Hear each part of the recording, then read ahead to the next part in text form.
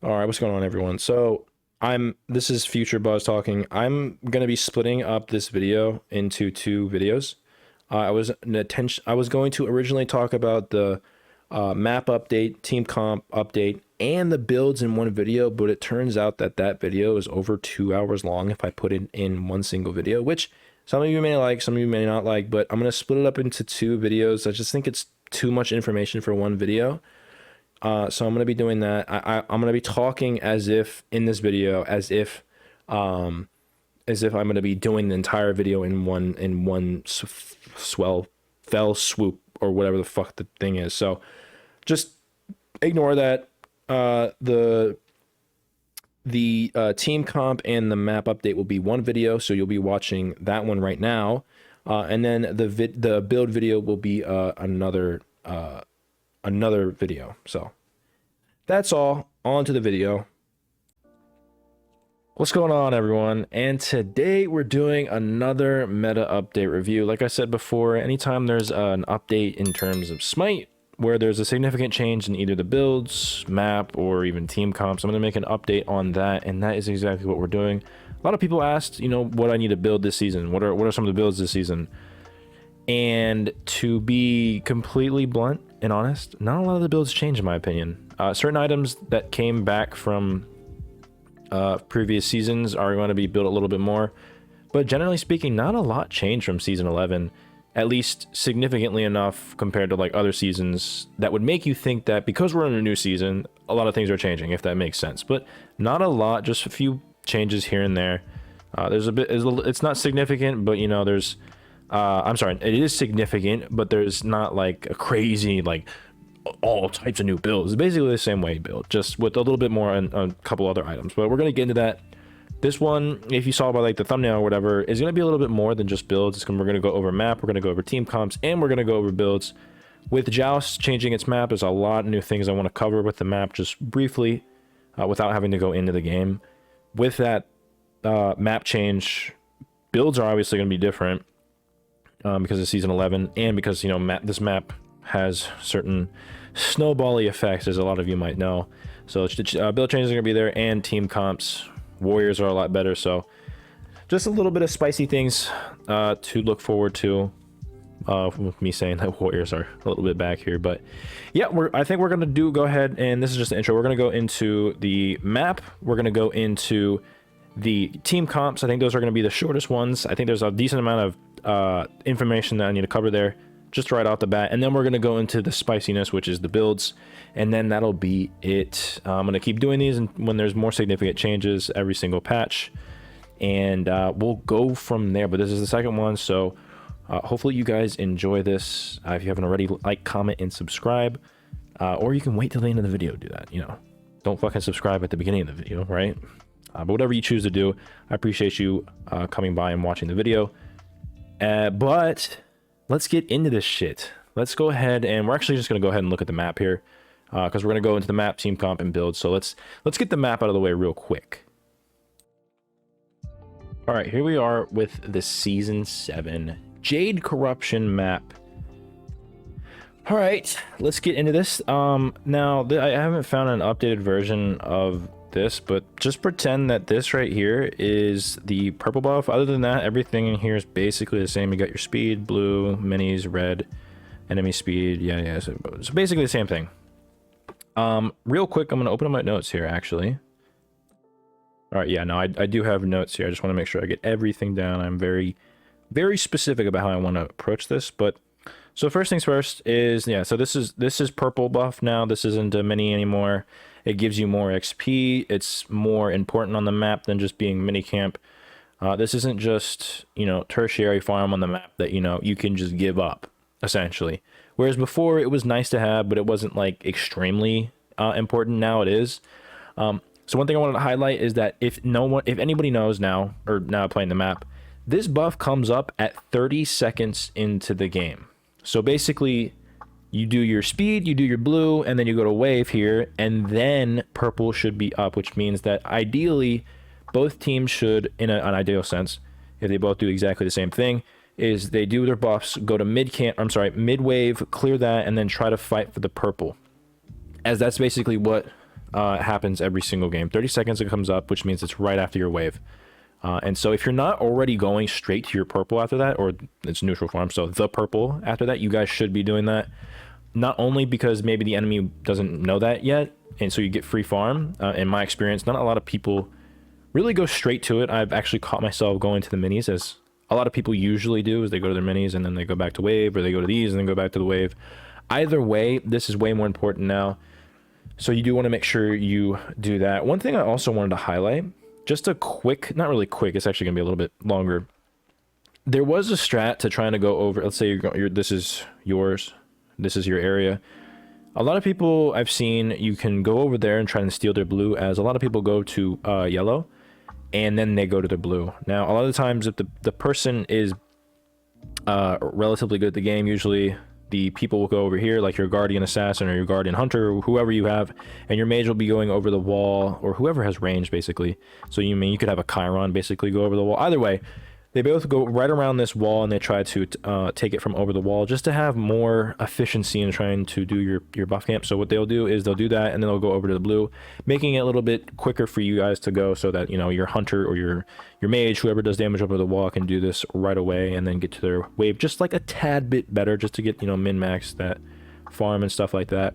Well, you know, there's some people that like to go over here, vice versa, depending on who you are, and trying to steal the blue, which was super annoying because, I mean, this camp, I mean, you know, you lose your blue at the beginning of the game. It really sucks because there's really nothing that has that amount of XP similar to that will come up right away besides red. And red doesn't come up until a little bit later in the game.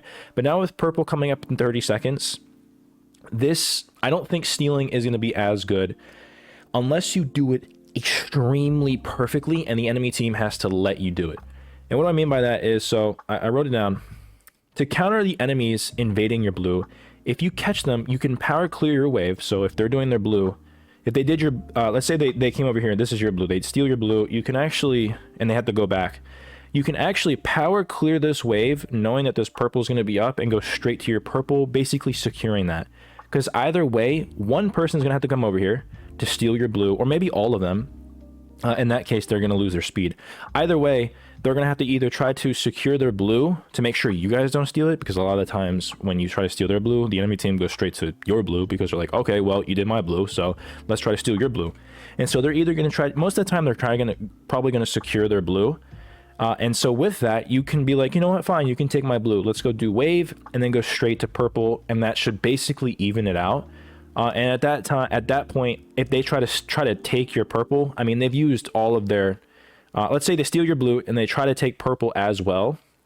Let's say they go back to their wave instead of their blue.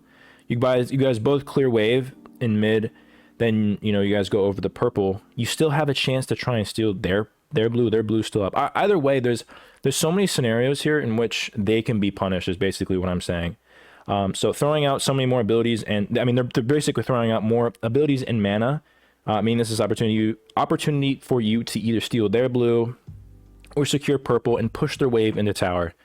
So, you know, if you clear your wave after they just stole your blue, then that's an ultimate win because they lose gold. Now, they can still get XP, but either way, trying to steal their blue, there's a lot of ways to punish them now. Not that it was like a super popular thing to do, but it was decently popular enough to where, you know, it's super annoying. It was super annoying. Now there's a lot more punish potential now that you know this is 30 seconds up, meaning after first wave is clear, this comes up right away. So like I said, you could either try and secure purple after pushing wave because they use all their abilities, so they're not going to be able to clear wave quick enough. Or, you know, they go to the blue, they give up wave. Either way, stealing, there's a lot more potential if you play it right to punish them, and that's basically all I'm trying to say there. So that's just one little tidbit that I found in my experience throughout a couple of my games, where I'm like, because there was a couple of games where they stole our blue and I was like, oh, this is cringe. And, you know, back in the day when this was just an XP camp, I was like, well, I guess we just lose our blue. I mean, we can try and steal their blue, but it's sort of hard. But now there's way more punish here, seeing as this gives more XP and it's a whole purple buff. So make sure you punish them if they try and steal your blue, or if they steal your blue. Next thing I wanted to highlight is that this comes up at 2 minutes in the game. So purple comes up at 30 seconds in the game. Red comes up at 2 minutes into the game. And actually, I'm going to add something here. All right, so I added a little bit of text up here. Hope that helps a little bit just to sort of run down the list here. But like I said, purple buff comes up at 30 seconds.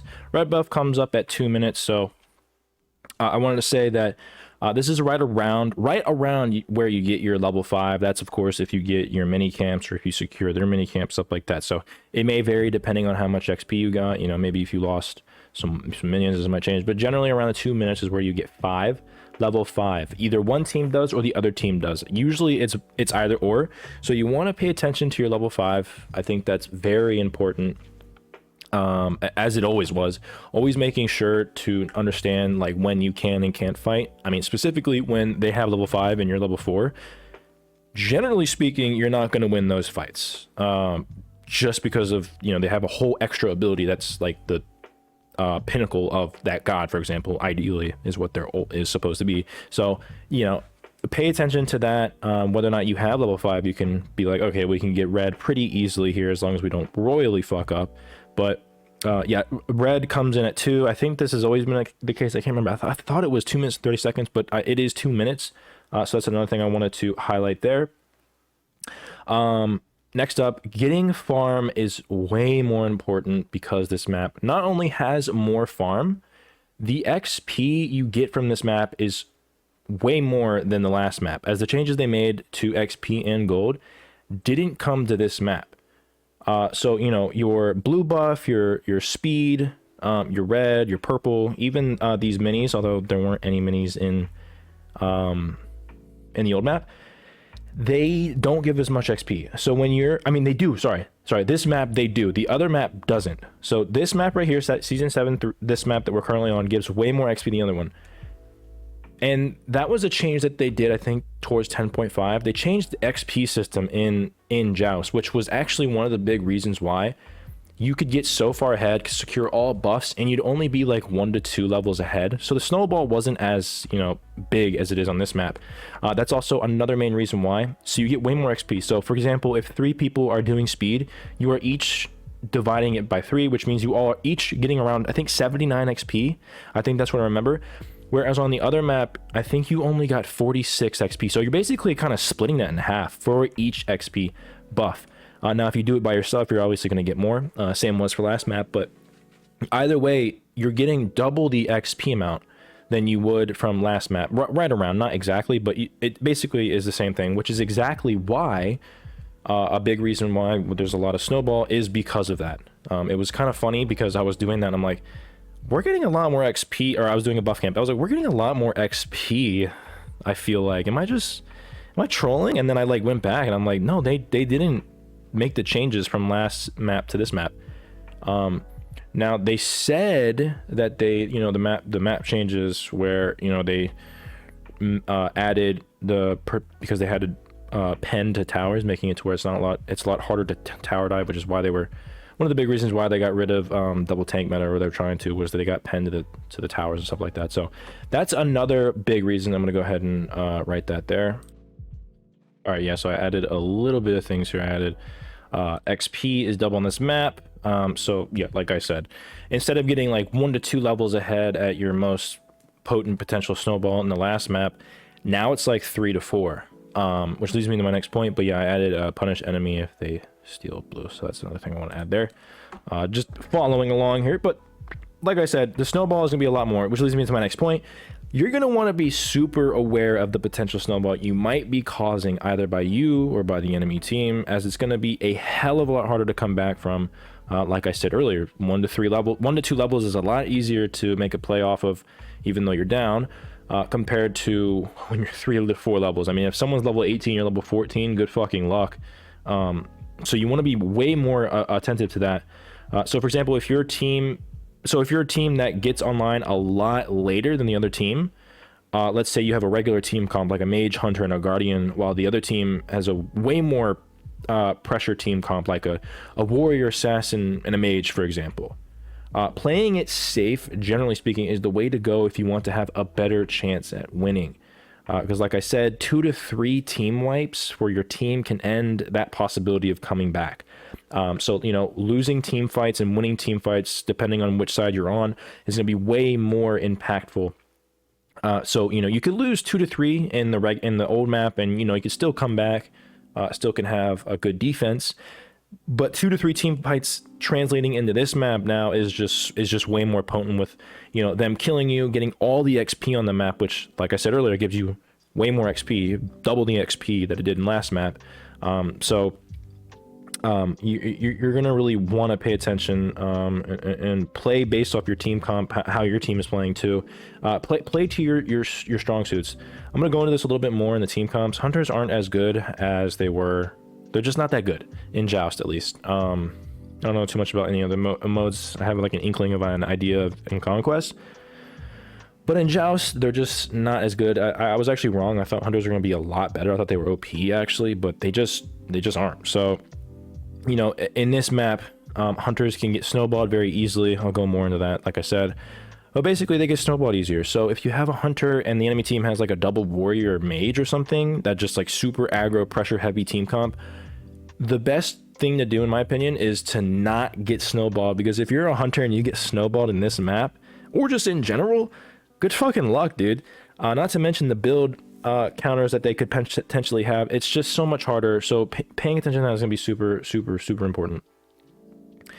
And like I said, vice versa, if you have a high pressure team, make sure you try and snowball them with, you know, buff camps, and to try and bait Bull Demon or get it to try to push that snowball lead. Never let them have a chance to come back, as if you're the one doing the snowball, the ball's in your court. You can only fuck up from there. So making sure you secure that win, making sure you don't overcompensate or overextend in their tower when you can just go to Bull Demon, for example. You know, making the smart plays. Rinse, like I always say, rinse and repeat fire, rinse and repeat Bull Demon. It's just the safest play, and that's how you win games. Being extra risky just to try to make plays isn't going to make you win games. It's more fun to play, in my opinion. But at the end of the day, if you lose, it fucking sucks. So you can be playing out of your mind, but if you make those, you know, silly mistakes that you could be way more patient on, like going to Bull Demon, not tower diving them when you don't need to, you know, if they're like 0-8 and they're level 12 and you're like level 18, you don't need to kill them. You can kill them, but you're only risking yourself to lose the game, because if you die to them, they're gonna get like 3 levels and they're gonna be in a way better position to get back in the game than they were before. So making those extra decisions, smart decisions like that's gonna be super important. So let me write that down. All right, so a couple more things here I wanted to go over. Now I might be missing a couple things. Like I said, I'm not the smartest person in the world or know everything about this goddamn game mode, but the next thing I have is level 20 is a way more consistent thing, where generally right around the 20-minute mark is where you get your starter. And seeing as a lot of games last a little bit after the 20-minute mark, from what I've played and from what I've seen, starter items are now upgradable. So selling your starter item isn't really a viable option, which means upgrading is going to be very crucial. One thing that I've noticed is that basically, you know, you start at level 3, so this isn't truly a one-to-one match. But generally speaking, whenever I look up at the map, I'm like, or whatever the time of the map that the game is going, if it's like 12 minutes in the game, usually I'm around that level 12 mark, you know, plus or minus 1 or 2, depending on, you know, if you're snowballing. But let's say ideally that it's just a very even game. No one's really truly snowballing. You're basically getting your buff camps. You're not losing too much buff camps to the enemy team. It usually just goes 1-to-1 or very close to it. So right around that 20-minute mark is when I've seen and felt that you get your level 20 online. And seeing as most games are a little bit longer just because of the consequence of the map being bigger, more XP, more buff camps to do, means you're adding more time to do extra things. On top of the fact that you're getting more XP, just as a consequence to there being more buffs, and it's giving you more XP, like I said before. Games are just gonna be lasting longer. You're gonna get to level 20 a lot more consistently, which is really why I like this map, because it encapsulates holistically what I think Smite should be in another game mode that isn't Conquest. I think getting level 20 is super, super vital. So, you know, pay attention to your starter items. You're gonna get them level 20. Try not to sell them. If you're not going a starter item, I think you're trolling. They're the best items in the game at the beginning, and then towards the end, towards that middle part of the game, you know, your starters aren't going to be as potent. But for like 600 to 700 gold, however much, depending on which starter item you choose, is the most bang for your buck at the beginning, and then at the end, the upgraded version is just so it's one of the best items in the game. So you want to make sure you get your starter items a lot more consistently, and then games, you know, last around that 20-minute mark. So, and then we have wards. Wards are now a no excuse, with Raven Ward being an easy thing to throw out So even if you don't have a chance of sentry warding it earlier, so let's say you're like right here, so let's say that you don't have it's this late game, for example, and you don't have a chance to sentry ward it because you're like, oh shit, I might get one shot here. I'm gonna be super out of position if I try to send this sentry ward down. They might be over here trying to bait you into a team fight and just kill you and then win the game off of that. There's no excuse anymore. Buy your Raven wards, buy your proximity wards. I mean, basically the Raven ward. There's no excuse. I mean, you guys should be warding now because this map is a lot bigger. And you know, making sure you get these corridors, especially against gods, you know, like assassins and shit like that. Or if you know that they're traversing this area a lot to try and come through, maybe they're coming over the wall, maybe it's a tier, for example. Buying wards is going to be super important, and not only that, Raven ward I think is going to be very good. Now you can easily Raven ward from your base. Let's see, what did I write here? Okay, yeah, so basically I was just going to go over misleading. So I've done the Raven ward a little bit here, and right over here, this wall. I usually try, when I first started, I tried to Raven ward like right along this wall because I thought it was towards the bull demon. But if you Raven ward like right here, it's actually gonna miss the bull demon by a little bit. You're gonna get this little piece right here. So if they like dragged it out to like right in this area, then you'll be able to see them. But the radius around it isn't like a huge circle. It's like a very narrow thing right here. So actually, when you come out of base, you want to point it at the wall and a little bit to the left. A little bit to the left where like it looks like it's going to go out of bounds, but it's actually not. So like right around here is where you want to throw it, just so you can encapsulate that entire area. So even if they're over here, you can see them. And then if they're just trying to like stuff the bull demon, you can see that as well. Similarly with this one isn't as bad. You can tilt it a little bit. The map is a little it's a little funky when it comes to this, but you can come out of base here and a little bit to my left over here. But if you're coming out of base right here, it'd be to the right a little bit more. You want to go to a little bit to the right, not as much, and then you'll be able to get that. You can still point it to the wall, but like I said, it's still going to miss it by a little bit. So a little bit further than what you think it should be, along the walls where you really want to get that ward, in my opinion, from what I've seen. All right, and then the last two things that are kind of notable in this map, it changes a lot of things here. You have your scepter, healing tower, and your objective being bull demon king. Sorry, I was looking at my OBS. Your objectives you're not allowed to lifesteal off them anymore. So I noticed this also in Conquest. If you have Aussie or anything, I mean, you didn't really Aussie that much off of it when you were a hunter, or like you're in Anubis with lifesteal, but there's actually 0 lifesteal. So if you're trying to solo this as a hunter, keep that in mind as well. You can still solo it depending on how late game you are, but it's not going to be as easy as you know. You could get like maybe 100 to 200 health back, maybe a little bit more depending on how much lifesteal you had as a hunter or assassin or a mage, for example. But now you're getting 0, so you're going to be getting hit a little bit harder than I think you would normally in others last season. And then the last thing I wanted to say, or I already said it, I guess, the scepter. There was one thing, I was watching Hefe's stream and I was like, what the fuck? They were looking at the tower. They got bull demon, they got the tower down to like 1 HP, and then the tower came back, and then the tower started healing and it started to have this green aura around it. I'm like, what the fuck is happening? And they were like, wait, what the fuck? When did they add an update where the tower can heal now? But in fact, it was the scepter. So if you ever see that, you know, scepters being in the comments, then, you know, just pay attention to that, because Yeah, scepters can heal your towers, including your Phoenix. I don't think the Titan can do that. I think it's just towers, but that could be a cheeky little play. You can go ahead and get your scepter, go into the tower, heal it, and they actually got their tower back pretty easily. And in which case they would have actually not had this tower. It's actually a pretty cheeky play. I don't know if they knew that, but I mean the tower is at 1 health. If they didn't have that scepter, then they can just bum rush the tower in that specific situation because it had 1 health. But they healed it back up to full health. So they could be a pretty cheeky play if you wanted to do that as well. All right, so this is basically all of it. Just reiterate, purple buff stones at 30 seconds. You can punish them if they try and steal your blue by either going to the purple or, you know, trying to push their wave in the tower, or even trying to steal their blue. Minis are up too. You can steal those as well if you wanted to.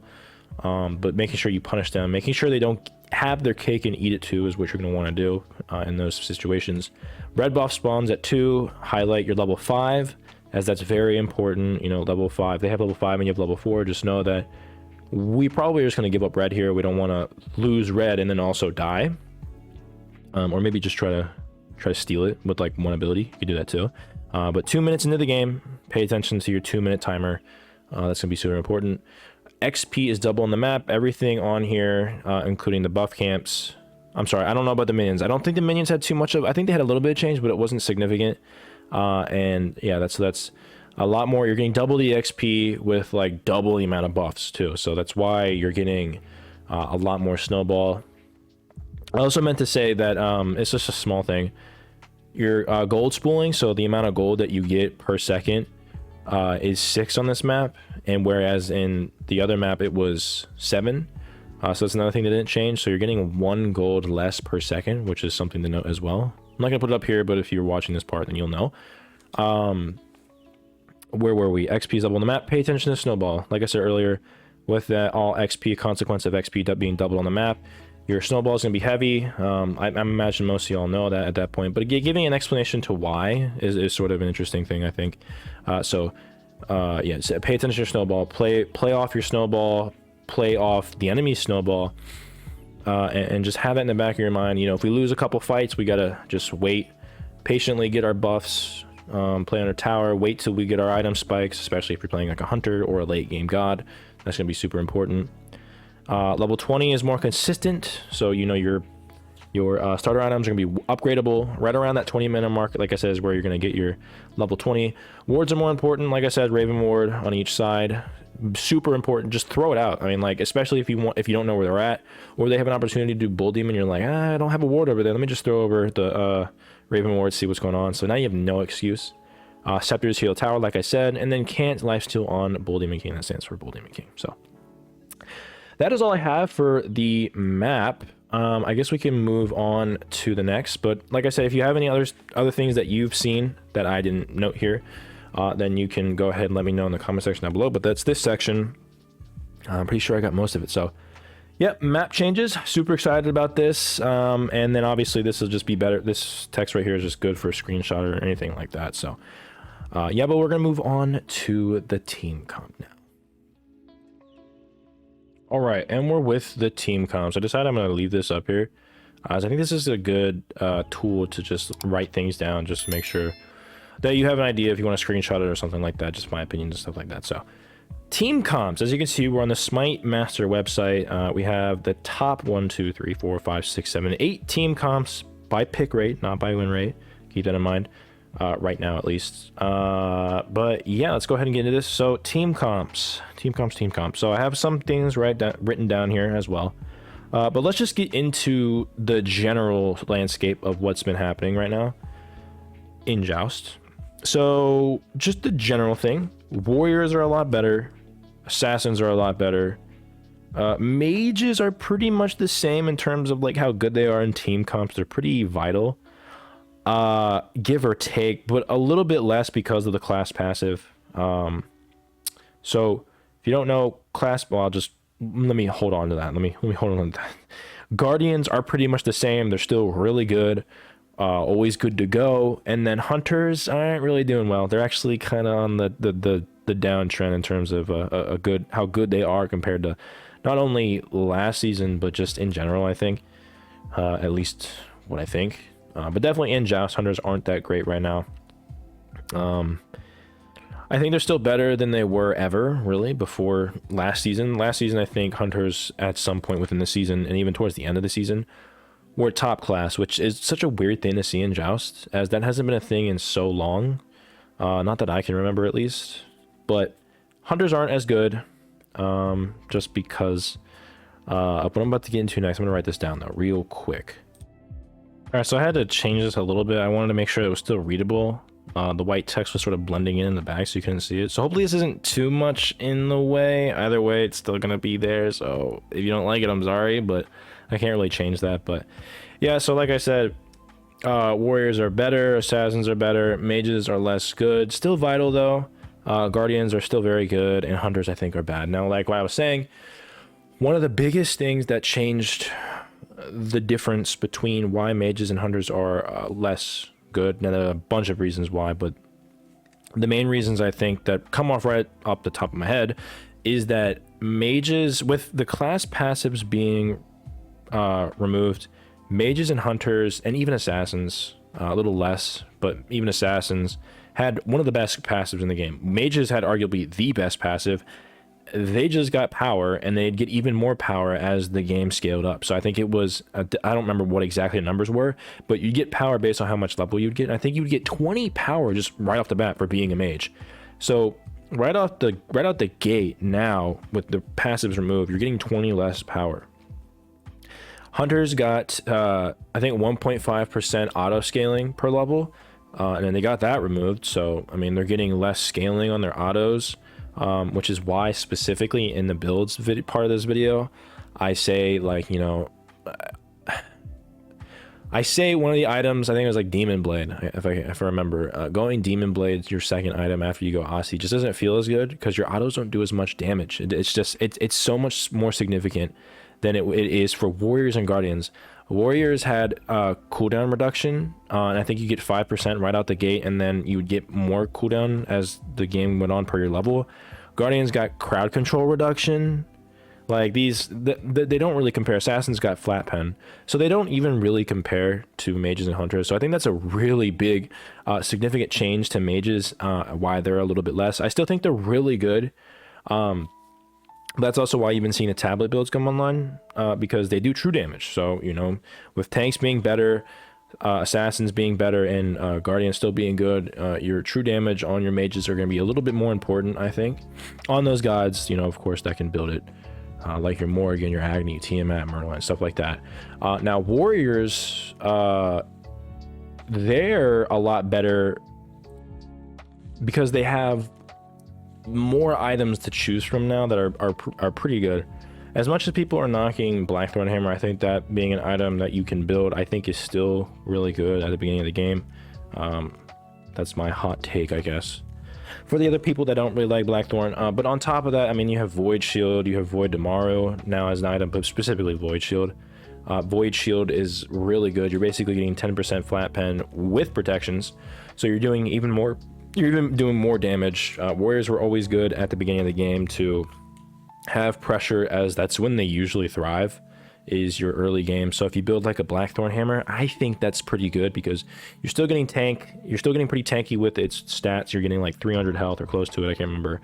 You're getting mana, power, and you get like a cooldown that gives you mana or a cooldown depending on how low you are. So that's going to make your early game a lot more snowbally, especially with this map being snowbally. You know, warriors, I think, are just in a way better position to kill the mages and the hunters, which is also why hunters and mages aren't as good as they were last season, because they're just not doing as much damage. Warriors are able to do damage to them, and that's basically that. Assassins are a lot better. I say a lot better. I don't think they're as much. I don't think they're better compared to warriors. Warriors were basically dog water last season. I think warriors came up a lot. Assassins are really good because you can build. I've been seeing this build, or a variation of this build, where you got like Eye of the Jungle, and I'm actually gonna have a build or a video out of this soon. Double assassins are a thing, where I mean, it was always kind of a thing, but like assassins are now better because we have a bigger jungle. You can go Eye of the Jungle, which The starter item, I'm sorry, I can't remember exactly. Maybe it was Eye of the Jungle is, I think Eye of the Jungle is the first tier. And then Seer of the Jungle, I don't remember the names of it. I know it, in my head I have it visually. Anyways, that starter item is really good to try and steal buffs, take buffs, do buff camps a lot quicker, which will allow you to snowball too. Sorry, I just coughed. You didn't know that, but anyways, yeah, so they're a lot better at taking buff camps. Camps give you more XP, there being more XP camps, assassins equal better. So assassins were pretty good last season anyways, on because they can kill the squishy mages and the hunters. I think they're better now because they can do that, and on top of the fact that they can get snowballed. They can snowball with, you know, stealing buff camps or just doing buff camps quickly. And they can also go tanky.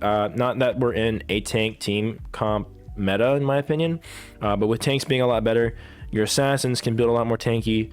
Void Shield on an assassin. I mean, if the enemy team's going double tank, let's say the 2 warriors and a mage, going Void Shield is going to be really good on your warrior. I'm sorry, on your assassin, allowing you to do even more damage, or even Void Demario on your warrior or something. As Void Demario, although you are not... Oh, so Void Demario does magical reduction by 10%. You can still build that on your warrior or assassin, more preferably on your warrior and guardian actually. But you can still build it on your warrior, depending on how much mage damage you have. For example, if you go warrior, guardian, and mage as a team comp, going Void Demario on your warrior, if you know the guardian doesn't want to build it, is pretty good, as you're allowing to your teammates to do more damage. So, but Void Shield, those items are going to make assassins and warriors a lot better. Even your auto attack warriors are a lot better. I've been seeing Bellona, Ama, specifically Osiris. Osiris is actually really fucking nuts right now. They've been coming back. I mean, Osiris is sort of like a hybrid auto attack. You can still go items like Glass Shield and Onis, or you could go Shoguns, Berserkers / Phalanx. Either way, they're just auto attack. I mean, warriors are just back in general. I don't think they're the best. Like, they're not like the obvious, like, oh, warriors are the best in Joust now, but you know, they're still up there. I think this is still a pretty balanced, although hunters need a little bit of a boost up. I think we're in a pretty decent meta in terms of holistically looking at it compared to other seasons, in my opinion. But that's basically that. Guardians, there's not much to say. Guardians are just still good. I mean, you still have to ban out your fucking Kuzenbo, your Charon, your Kabrak, and your other flex picks depending on what team comp you have, like Ares. You know, so there's a lot of other Guardians that are just still good. That the builds that they go are still good. A lot more complex. You can do whatever the hell you want. Not a very straightforward path like mages and hunters and even assassins, depending on how you build them. But yeah, I'm gonna go ahead and move this a little bit out of the way, and we're gonna go into this section right here. Let me just make sure I didn't miss anything in my notes.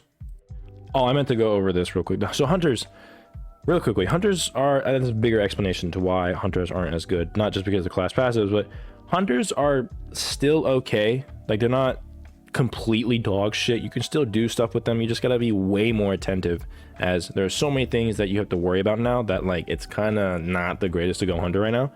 Hunters are still okay due to all the changes made a while back with purple buff and tower shred. And I'm strictly comparing this to what they were beforehand. They weren't even really viable at all, if you remember. But with this map being all about snowball, getting snowballed as a hunter feels really bad. Meaning that hunters take so much longer to get online. If they do get snowballed, if they do get snowballed, because hunters rely heavily on their build being able to scale mid to late game.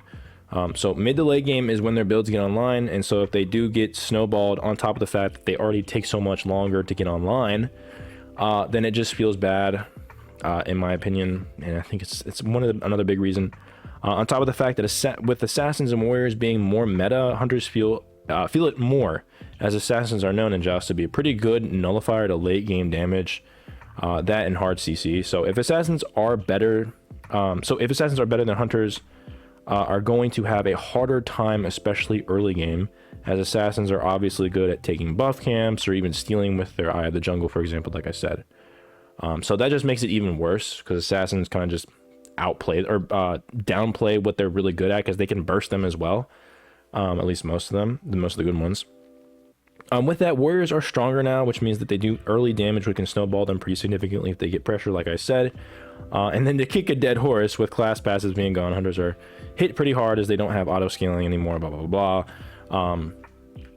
Yeah, that's basically all of the big things. And then on top of the fact, you now have glyphs being able, you know, breastplate of vigilance now is another item that can be added because you can build glyphs as unlimited glyphs. So items like breastplate of vigilance, Midgardian mail, spectral armor for building crit, and thorns being really good. These items are just, I mean, horrific too. Horrific is really good against that shit too. Hunters, I mean, so there's so many things. Like I said, spectral isn't the best item, but you pair that with fucking Midgard and breastplate of vigilance, for example. He just don't do anything. You add fucking goddamn thorns to that, it's overkill at that point. So there's just a lot more options to sort of counter your hunters. So that's basically why. But I think that's basically it. Like I wanted to go in here. So you have your win rate. I was gonna say that you're more likely to see team comps like warrior, assassin, mage, or even double assassin mage, like I was saying, or even double tank with either double warrior mage or mage warrior guardian, for example. As you can see here, this is the highest pick rate. So you have about 30,000 people picking the traditional team comp. As you can see, the win rate is about 48.45%, and in my eyes, right around the 50% mark is where you should be at. Anything above it is pretty good. Anything below it's sort of not doing hot. So as you can see, another hunter one. This one actually has a percent lower. And with this being such a high number, it's pretty...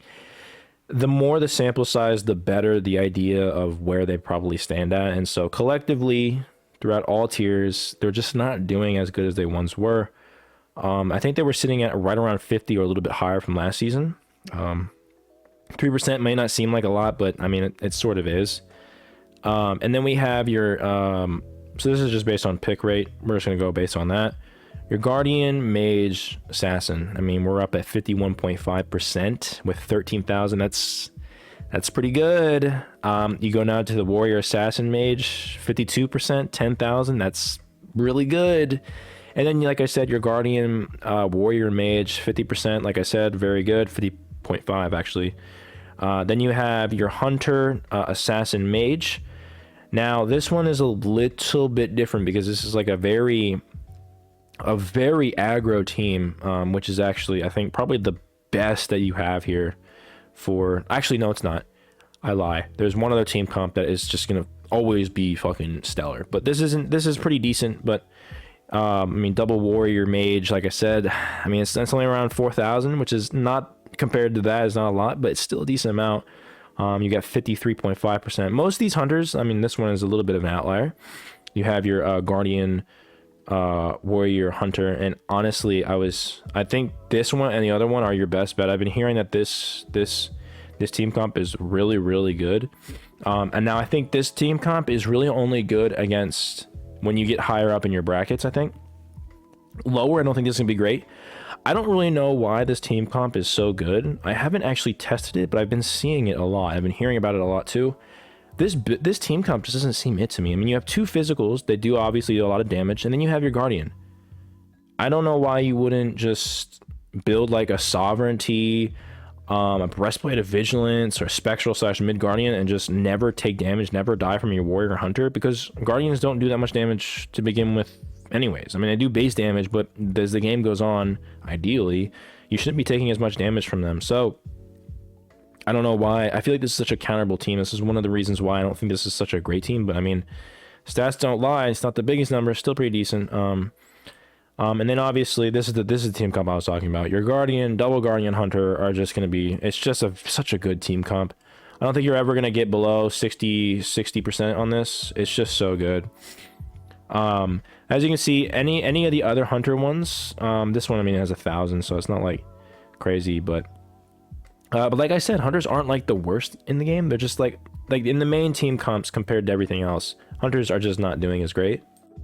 And then what I mean by like main, I mean like your obvious like Guardian, Hunter, Warrior. Guardian, Hunter, Mage, Hunter, Warrior, you know. But double assassin mage is pretty good, not most popular. But any of the ones that you see, most of the hunter ones outside of a couple of them, and those are like specifically, there's a reason why it's good.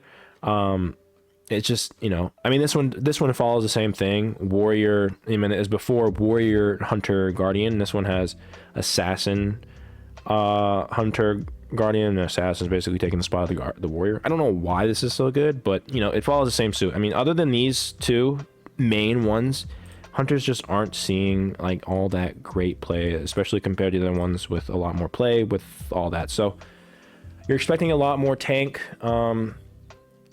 stuff like that. So I think we can go and move on to the next one. But you know, like I said, warriors are better, assassins are better, mages less good, still vital, guardians still good. Hunters are kind of in a bad situation compared to all these. You're going to be seeing a lot more physical gods, like your warriors popping up more, your assassins popping up more. Hunters not going to be as great because of the snowball, so pay attention to that as well. But I think that is everything that I have for you. We went over the team comps and we went over the map. The next video that we're going to be going over will be for the build, so pay attention to that. And honestly, it should come out roughly around the same time, so if, you know, you just want to check the channel and see it, then that should be there. But if you have any suggestions, think I missed anything, if you have any feedback, please let me know. Comment, like, and subscribe if you like the video. But other than that, that's all I have for you. So with that being said, thank you guys for watching.